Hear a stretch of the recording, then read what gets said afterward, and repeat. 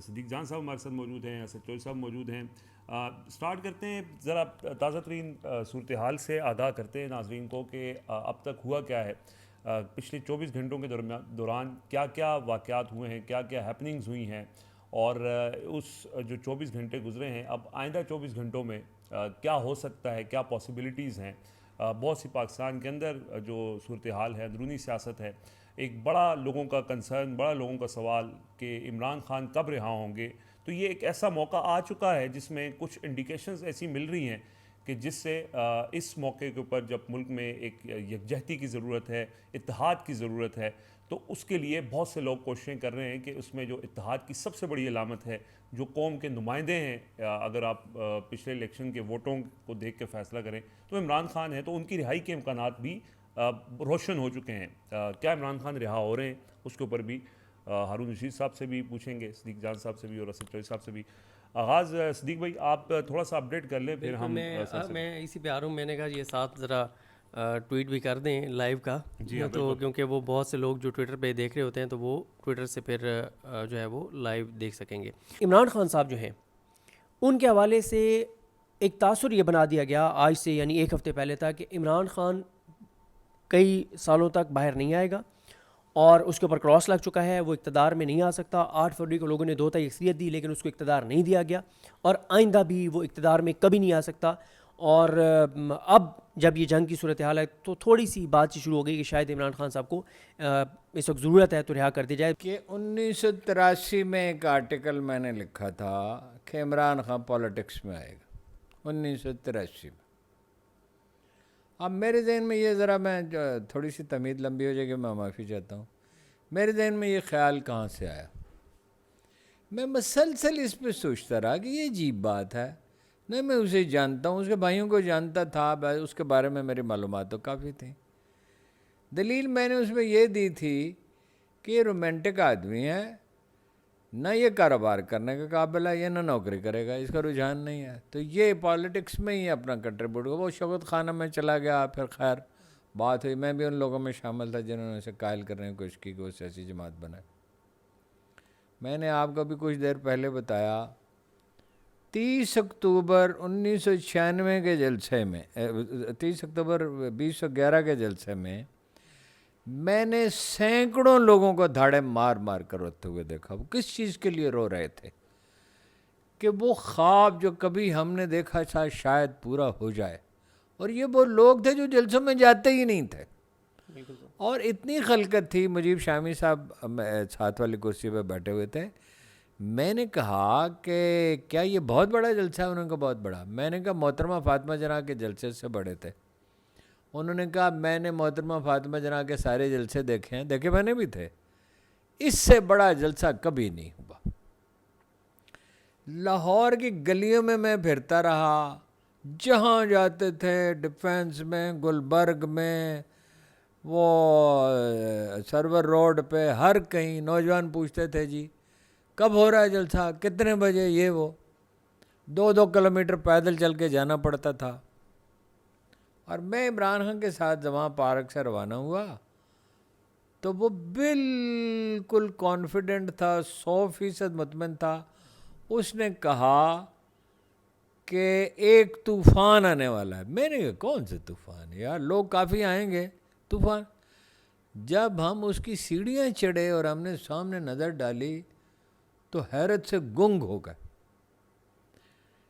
دیکھیے اس میں بڑا کام ہوا ہے کہ لوگوں کے دل کس طرح بدلتے ہیں اور خیالات کہاں سے آتے ہیں۔ ایک ڈاکٹر مارکس ہیں امریکہ میں، انہوں نے 30 سال اس پہ ریسرچ کی ہے کہ خیال انسان کے اندر سے پیدا ہوتا ہے یا باہر سے آتا ہے، تو انہوں نے اس پہ نتیجہ اخذ کیا کہ خیال باہر سے آتا ہے، کہیں اور سے آتا ہے۔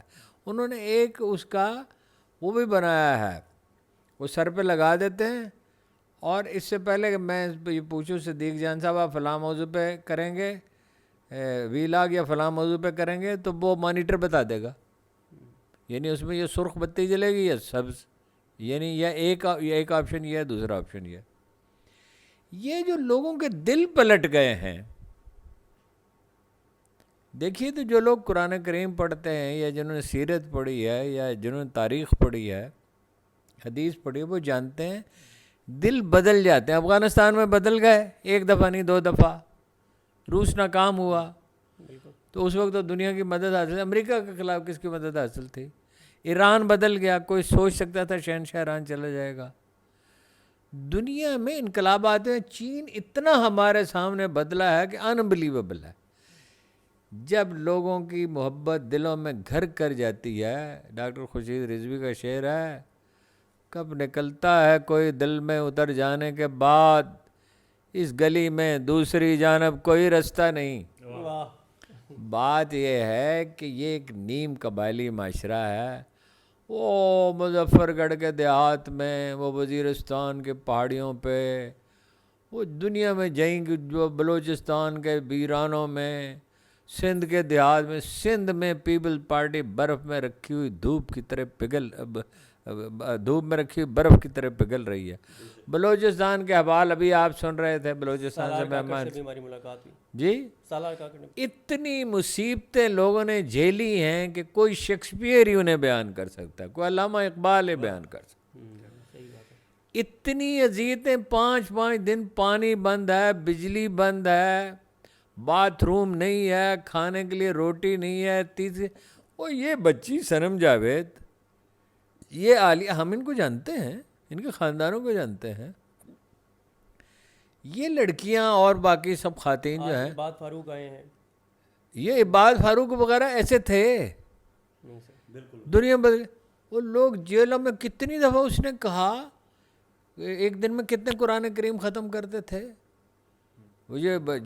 سالار کاکڑ بتا رہے تھے کہ کئی قرآن مجید ختم کرتے تھے, 85,000 اذکار کرتے تھے, کتنا درود شریف پڑھتے تھے روزانہ, وہاں پہ درس ہوتا تھا. یہ ایک قوم کے بننے کا عمل ہے. قائد اعظم سے پوچھا گیا تھا, do you really believe it will become a nation, Pakistan بننے سے کچھ پہلے. ان کے ایک بے تکلف دوست نے پوچھا, نام اس وقت ذہن میں نہیں, اٹ میں ٹیک اپ 50 ایئرس. آپ نے فرمایا نو 100 ایئرس. قوم بننے کا پہلی دفعہ یہ ایک قوم بن رہی ہے. پہلی دفعہ تمام رکاوٹوں کے بعد قوم نے گواہی 8 فروری کو دے دی. بے شک. اب وہ فیصلہ بدل دیا گیا, جبر سے بدل دیا گیا. بس طاقت کی ایک حد ہوتی ہے, طاقت اللہ کی ہے, بندوں کی ہے. جب خدا نے لوگوں کے دلوں میں اتنی محبت ڈال دی, باقی رہ گئی یہ بات کہ وہ انڈیا جو ہے وہ یہ کرے گا اور وہ کرے گا. انڈیا کیا کرے گا جی؟ بھائی پہلی یلغار میں وہ حملہ کرنے کے لیے آئے تھے, یہ دفاع کرنے کے لیے گئے تھے. 5 طیارے تو ان کے گر گئے, ساری دنیا مانتی ہے. انڈیا مانے نہ مانے سب کو فرق نہیں پڑتا, دیکھنا ہوتا ہے سچائی کیا ہے. پاکستان فوج کی کیپیسٹی یہ ہے, لیبیا, عراق, شام, کتنے ملک ہیں جو برباد ہوئے, سوڈان میں بھی تباہی ہے. اس نے ٹیررزم پہ قابو پایا. او بھائی اللہ کے بندو, جو بات نہیں سمجھ رہے لوگ نفرت کی وجہ سے, غصے کی وجہ سے, جس میں وہ بعض لحاظ سے حق بجانب بھی ہیں. او بھائی یہ پاکستانی سپاہی, جو مسلمان سپاہی ہے ٹو بی ایگزیکٹ, وہ اس کی سپریرٹی ہمیشہ رہے گی. وہ مر کے اس کو پتہ ہے میں نے شہادت سے بڑا تو مرتبہ کوئی نہیں ہے. اختلاف اسٹیبلشمنٹ کی پالیسیوں سے ہے. وہ جو سیاچن پہ کھڑا ہوا, پہلے بھی عرض کیا تھا, اس سے کیا اختلاف ہے؟ جو وزیرستان کی ہائٹس پہ سردی میں کھڑا, اس کا کیا ہے؟ جو بلوچستان کے ویرانوں میں, پالیسیوں کی غلطی ایک الگ چیز ہے. لیکن جہاد تو ہم پہ غزہ کے دن فرض ہو گیا تھا, اور جب جہاد کا وقت آئے گا, دیکھیے اقبال نے کیا کہا تھا, عمر بھر کے غور و فکر سے یہ نتیجہ میں نے اخذ کیا ہے کہ مسلمان اسلام کا کام نہیں آئے. جب بھی ان پہ امتحان درپیش ہوا, اسلام مسلمانوں کے کام آیا. اب یہ جو لوگ کہہ رہے ہیں نا کہ عمران خان پہ بڑی مصیبت آ پڑی ہے, میں آپ کو پتہ ہے اس کی رگ رگ سے واقف ہوں. میں نے زندگی کا بڑا عرصہ اس کے ساتھ گزارا. اس کو تو اللہ تعالیٰ نے ایسی نعمت بخشی ہے تنہائی کی. یہ ہمیشہ فجر کے, جو 2014 سے پہلے فجر کی نماز ظہر کے ساتھ پڑھتا تھا, پھر اس نے 2014 میں فجر کی نماز وقت پہ پڑھنی شروع کی. اب وہ تلاوت کرتا ہے, تہجد پڑھتا ہے. وہ ساری اللہ تعالیٰ نے اس کو موقع دے دیا ایسا اپنی تطہیر کا. یہ اصل جہاد تو یہی ہے, اور جہاد کیا ہے؟ 28 آیات ہیں قرآن مجید میں جہاد کی. 20 کا تعلق تزکیہ نفس کے ساتھ ہے. یہ قوم بن رہی ہے. ٹھیک ہے پی ٹی آئی کے لیڈر کمپرومائزڈ ہیں, کچھ بزدل ہیں, کچھ بھاگ گئے, کچھ نا تجربہ کار ہیں, یہ الگ بات ہے. ووٹر کہاں کھڑا ہوا ہے؟ تو کب تک کوئی عوامی تحریک تاریخ ہمیں بتاتی ہے کبھی ناکام نہیں ہوتی. اس میں اونچ نیچ ہوتی ہے, تاخیر ہو سکتی ہے, لیکن اسے برسر اقتدار آنا ہے. اگر وہ اپنا امیر تیمور اپنے برادر نسبتی کے ساتھ وہاں اپنا ایک جگہ جنگلی سردار کی قید میں تھا, تو تیمور نے اچانک اس سے کہا کہ حسین جب میں اپنے یہ امپائر تعمیر کر چکوں گا تو میں اس علاقے کا گورنر مقرر کروں گا. اس نے کہا یار ادھر قبائلی سردار کی قیدیوں میں مار ڈالے گا. اس نے کہا ان بے کراں صلاحیتوں کے ساتھ خدا نے مجھے اس لیے پیدا کیا تھا کہ گمنامی کی موت مار دے. دیکھیے اس کی جب وہ نہیں تھا حکمران اس وقت اس نے شوکت خانم بنانا, چلیے ورلڈ کپ کو چھوڑ دیجیے, اس وقت 10,000 شیلٹر ہومز اس نے بنائے, اس نے نمل کالج بنایا جو پاکستان کا سب سے اچھا تعلیمی ادارہ ہے. ابھی لڑکے پڑھ رہے ہوتے ہیں کہ ان کو جاب کی آفر ہو جاتی ہے. جو دیکھیں وہ کچھ کرنا چاہتا ہے, اور بدترین حالات میں ہمیشہ ایک طاقتور لیڈر کی آرزو ہوتی ہے. اس لیے مجھے تو اس میں کوئی شبہ نہیں. دیکھا ہم غیب نہیں جانتے, ہم دعویٰ نہیں کر سکتے. کرائن یہ ہیں کہ ایک دن وہ آئے گا. 6% شرح ترقی پہ وہ لے گیا تو جو امریکہ کی بھی نہیں ہے, چند ملکوں کی ہے. اور اس نے کیا کیا, وہ غیر جانبدار خارجہ پالیسی اختیار کرنے کی کوشش کر رہا تھا. امریکیوں کو یہ گوارا نہیں تھا, لیکن پاکستان کا مستقبل امریکہ کے ساتھ وابستہ ہی نہیں ہے. 80% اکوپمنٹ آپ کا چین سے آتا ہے. انہی طیاروں سے جو چین اور پاکستان نے مل کے بنائے تھے انہی سے گرائے نا رافیل. لہذا وہ اقتدار میں انشاءاللہ آئے گا, اور اس قوم کو ایک قوم بننا ہے. یہ قائد اعظم اور اقبال کی بنائی ہوئی قوم ہے, یہ کوئی جال سازوں کی بنارسی ٹھگوں کی بنائی ہوئی قوم نہیں ہے. یہ نواز شریف, یہ شہباز شریف, یہ اپنا مریم نواز, یہ حمزہ, یہ ہم پہ حکومت کرے گا. بلاول ہم پہ حکومت کرے گا, یہ زرداری کرے گا, جو کانپتے ہوئے ہاتھوں کے ساتھ چائے کی پیالی اٹھانے کے لیے 3 بار کوشش کرتا ہے, جس کی نظریں آپ کو پتہ ہے اس کی نظر جواب دے چکی ہے, وہ پڑھ نہیں سکتا. آپ کو معلوم ہے کہ وہ حرکت نہیں کر سکتا, حالت اس کی خراب ہے. یہ جعلی دولت جھوٹی جعلی ایک حکومت ہے, اس کو جانا ہے. یہ خدائی فیصلے لگتے ہیں, یہ بات تو اللہ بہتر جانتا ہے. عمران خان کا رستہ اب نہیں دو چیزیں نہیں رک سکتی. ایک, اب یہ پہلی بار ایک قوم بن رہی, وہ بلوچستان کے دور دراز دیہات کے لوگ, ادھر وہ وزیرستان کی ہائٹس پہ رہنے والے لوگ, ادھر جناب سندھ کے دیہات کے, کہاں کا گلگت بلتستان میں کبھی کسی نے سوچا تھا پی ٹی آئی جو اتنی کامیاب ہوگی؟ تو روک نہیں سکتے. اس میں جو سوال بلا شبہ عمران خان جو ہیں, امیدوں کا محور اگر کوئی شخص پاکستان میں ہے تو وہ عمران خان ہیں. کوئی خطہ ہو پاکستان کا, تمام یوتھ, خاص طور پہ یوتھ کیا, اب تو جو بڑے بوڑھے ہیں وہ بھی عمران کو ہی کہتے ہیں کہ نجات دہندہ یہی ہوگا. یہ جو پاکستان اور انڈیا کا کنفلکٹ امرج ہو کے سامنے آیا ہے, 2 نیوکلیر پاورز جنگ کے دھانے پہ کھڑی ہوئی ہیں, بڑے پیمانے پہ جنگ چھڑ سکتی ہے. تو سوال میرا یہ ہے کہ کیا یہ وہ ڈیسائسو یا یہ وہ بہتر ٹائم نہیں ہے جس پہ آپ سمجھیں کہ جنہوں نے الاؤ کرنا ہے کہ عمران باہر آئے, اور خود عمران خان بھی, کہ آ کے وہ غصہ نہ کریں اور معاملات جو ہیں اس طریقے سے طے ہو جائیں. دیکھیے وہ جب دیکھیے کیا میں نے آپ سے عرض کیا تھا جب ہم وہاں بیٹھے تھے, پہلے ہوتی ہے شکایت پیدا, پہلے ہوتی ہے غیبت, پھر ہوتی ہے شکایت, پھر ہوتا ہے بغض و عناد, پھر ہوتی ہے جتھے داری. جب جتھے داری بن جاتی ہے پھر انصاف نام کی کوئی چیز نہیں رہتی. خان صاحب کے بھی یہ غلطی ہے, یہ جو ہم نے یہ تصور کر لیا ہے نا کہ بھائی خان صاحب سے کوئی غلطی نہیں ہو سکتی, اور ہم نے ان کو مرشد کہنا جو ہی از a political leader. Quaid Azam منع کرتے تھے, جب انہیں کسی نے حضرت قائد اعظم کہا, انہوں نے کہا حضرت قائد اعظم نے کہا مجھے. اور کسی نے کہا کہ مولانا کہنے کی کوشش کی, محمد علی جوہر کوئی دینی تعلیم یافتہ تو نہیں تھے, اور مولانا ظفر علی خان تو بالکل ہی نہیں تھے. تو وہ جو مولانا احترام کا لفظ تھا, یہ تو اب نہیں رہا. وہ کہتے ہیں میں تمہارے لیے چیس کھیلتا ہوں، میں تمہارا پولیٹیکل لیڈر ہوں. وہ ہمارا پولیٹیکل لیڈر ہے جس میں کام کرنے کا جذبہ ہے، جس کے 70% لوگ اس کے ساتھ ہیں. میں ان سے کہتا رہا ہوں، اب بھی کہتا ہوں کہ خوف پیدا نہ کریں. دیکھیے آپ فتح مکہ کی بات کرتے ہیں، صلاح الدین ایوبی کی بات کرتے ہیں. ہیرلڈ لیم نے لکھا ہے not a king he was a saint. صلیبیوں کے گھوڑوں کے ٹخنے لہو میں ڈوب گئے تھے یروشلم میں مسلمانوں کے خون سے، اس نے ہر ایک کو معاف کر دیا تھا. زخم تو لوگوں نے اتنے کھائے ہیں اور اس بری طرح کھائے ہیں، نہ گنے جا سکتے ہیں نہ بیان کیے جا سکتے. لیکن اگر آپ کو اسے ایک مستحکم ملک بنانا ہے، ایک قوم بنانا ہے، تو بڑے بڑے جرائم پیشہ کے سوا جنہیں سب جانتے ہیں، باقی لوگوں کو معاف کریں اور تطہیر کریں. نئی پولیس، نئی FBI، نئی سول سروس، یعنی اس میں اصلاحات کی جائیں، نئی زراعت، جدید زراعت. پاکستان کا پوٹینشیل اتنا بڑا ہے، میں مبالغہ نہیں کر رہا. ہارون خواجہ صاحب one of the best researchers ہیں، جنہوں نے 25-30 آدمی کی ٹیم کے ساتھ کام کیا. وہ کہتے ہیں اپ ٹل 30% گروتھ ریٹ ہو سکتی ہے پاکستان میں. نہ زراعت میں کام ہوا ہے، نہ کان کنی میں کام ہوا ہے، نہ کسی اور نہ الیکٹرانکس میں ہوا ہے، نہ IT میں ہوا ہے، نہ انفارمیشن ٹیکنالوجی میں ہوا ہے.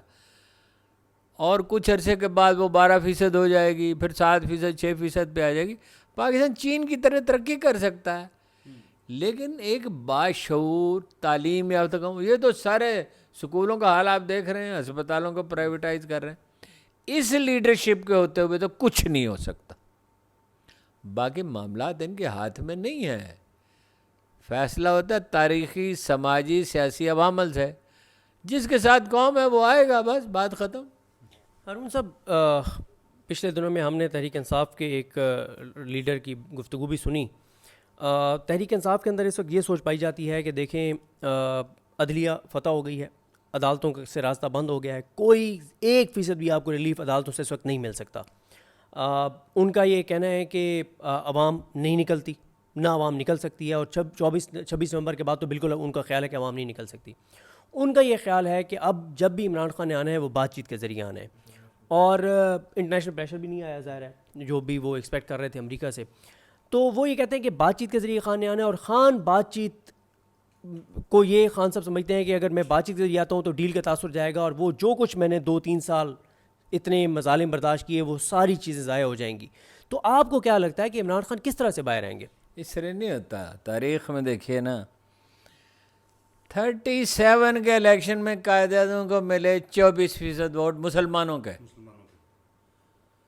46 میں کیا ہوا؟ 75.6% ووٹ کیسے مل گئے؟ عثمانیہ سلطنت ختم ہو گئی. سارا یورپ، آسٹریلیا، وہ چڑھ دوڑا ترکی پہ گیلی پولی کے مارکے میں. وہ کیسے جیت گئے؟ یہ خمینی کہاں سے آ گیا؟ افغانستان میں اتنا بڑا انقلاب کیسے رونما ہو گیا کہ سپر پاور کو شکست دے دی؟ کوئی کمپیریزن ہی نہیں ہے. یہ برکینا فاسو ایک چھوٹا سا افریقی ملک ہے. ایک کیپٹن وہاں حکومت کر رہا ہے، 35 سال اس کی عمر ہے. سونے کی کانیں قومیں آ لیں، فرانسیسی فوجیوں کو نکال دیا، قتل کی ہر کوشش ناکام ہو گئی. افریقہ میں بیداری کی اتنی بڑی لہر ہے. یونیورسٹی تک تعلیم مفت ہوگی ودن 3 ایئرز. یونیورسٹی تک تعلیم مفت، مکان مفت، اور $85,000 اس کی تنخواہ تھی. اس نے کہا میرے تو کچھ اپنے ذاتی ذرائع آمدن ہے، یہ بیواؤں اور یتیموں کے لیے اور غریب بچوں کے لیے. دیکھیے جب انقلاب پیدا ہونا ہوتا ہے وہ قدرت کاملہ کرتی ہے اور اس کے عوامل موجود ہیں. جب وہ آدمی، جب تک وہ کھڑا ہوا ہے، عمران خان وہ کھڑا ہوا ہے، رہ گئی یہ بات کو سمجھوتا کر کے آئے گا. وہ ہم کا نہ سمجھوتا کیوں کرے گا اتنے طویل تجربے کے بعد؟ نہ اس کا یہ مزاج ہے، ہم اس سے واقف ہیں اچھی طرح سے. کوئی درمیانی راستہ تلاش کرنا پڑے گا. ٹھیک ہے نا جی؟ وہ درمیانی راستہ نکلے گا. اس نے بہرحال ایک ملک بننا ہے. میں ایک بات آپ کو کہتا ہوں، اس کی تفصیل اس وقت بیان نہیں کر سکتا، جب تک اسرائیل فنا نہیں ہو جاتا جس نے اپنی سرحدوں سے باہر نکلا، اس ملک کو کوئی نقصان نہیں پہنچا، یہ ختم نہیں ہو سکتا۔